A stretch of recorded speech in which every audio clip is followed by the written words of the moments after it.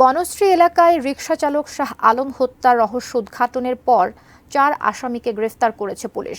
সকালে ডিএমপির মিডিয়া সেন্টারে এক সংবাদ সম্মেলনে মতিঝিল বিভাগের উপ পুলিশ কমিশনার হায়াতুল ইসলাম খান এই তথ্য নিশ্চিত করেন।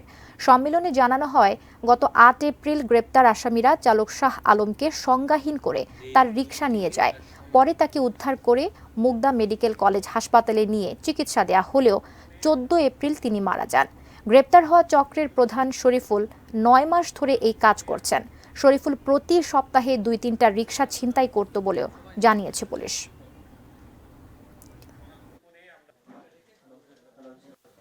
আমরা এই মামলাটি তদন্ত করতে গিয়ে আমরা আরো বেশ কিছু চাঞ্চল্যকর তথ্য পেয়েছি।